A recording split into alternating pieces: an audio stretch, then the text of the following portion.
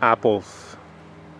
That's what it looks like when you know that your apple blossoms have been pollinated successfully. Flower dies and the petals turn brown and fall off, and right beneath it starts to swell up like this.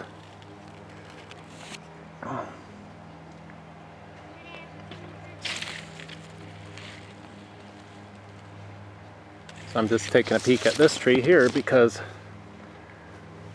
I've grafted a whole lot of different antique varieties onto it. As you can see here, King of the Pippins from England.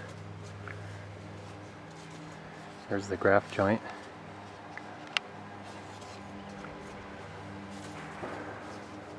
I think we've got 30 or 40 different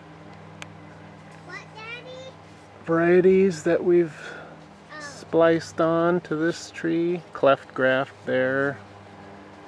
Starting to get mature now. There were 2 scions stuck in there.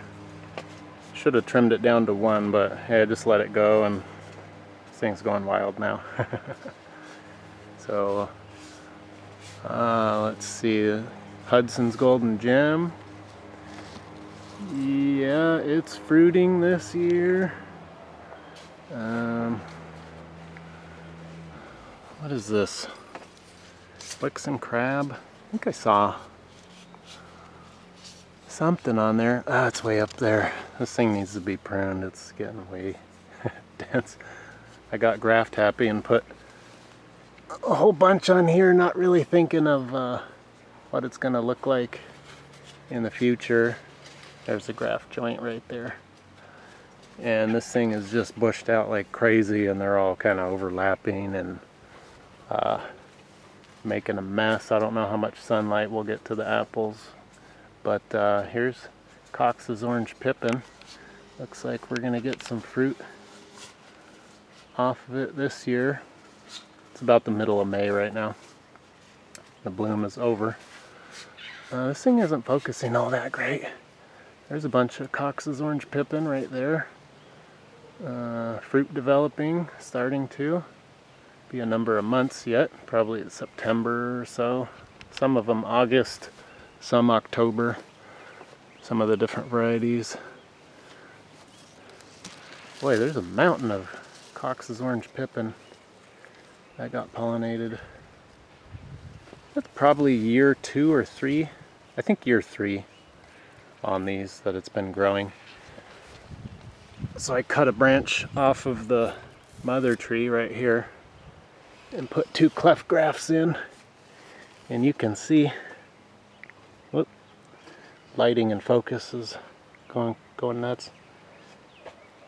So this big V shape was the initial slice I made with a knife, and just put a little 1/4 inch stick, maybe 4 inches long, sticking out of there, wedged it in. There's a certain way you do it to match up the cambium layer, and then tape around it, and you can see it's healed together and it's just growing and expanding out like crazy.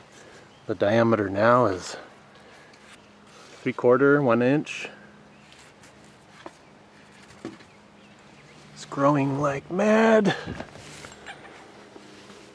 I did that here also. Here also. This is Orleans Reinette. I think it's French originally. It's an heirloom. Old one. What do we have here? Hoople's Antique Gold. Yeah, the focus is kind of funny on this thing. That one doesn't have too strong a growth. This one's going pretty good up here. Mollies Delicious. That one's growing pretty strong.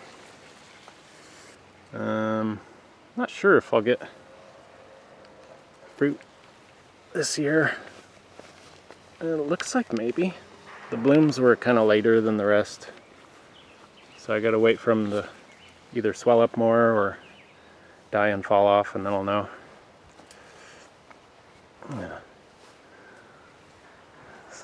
Here's one where I cut off one of the scions that was growing weaker. You can see that callus ring, that donut shape on the end of the branch where it's healing, and the one cutting or scion that I put in is just grown away. That is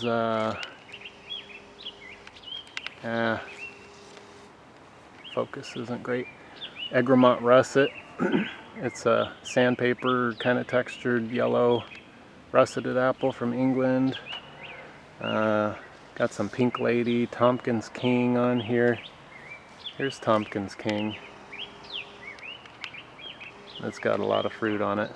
It's kind of funny because I have two Tompkins King trees over here, so we have plenty of them. But when I was starting to play around with grafting, I just thought it'd be interesting to take a cutting from that tree and come over and stick it on this one and see what happened. And hey, it grew no problem. So we'll have apples from this tree grown on this tree. That's a totally different variety. I'm just looking around. I see Kennard's Choice, Hog Island Sweet, Golden Russet. There's the graft right there.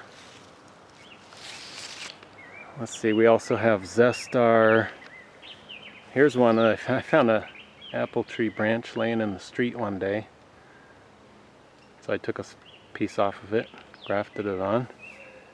And it's setting fruit. It set fruit last year. There's one. You can see it swelling up. It's probably not focused. And I thought it was Gravenstein at first because I have a Gravenstein tree and the blooms look the same. They blossomed at the same time and everything. But ends up it's not. It's something I don't really like. There's a whole bunch of varieties on here. We got Granny Smith, we got Zestar, there's Freiburg, there's Sunset, there's Sunrise, Court Pendu Plat, Winston, Granite Beauty, Kids Orange Red, as I said before, Claygate Pearmain there. There's, what's that one? Wealthy. There's Holstein. Holstein is a good one. It's not really crunchy and doesn't keep a long time, but it tastes good, definitely. It looks good and tastes good. Grow that one. Bramley or Bramley Seedling. Supposed to be like England's version of Granny Smith.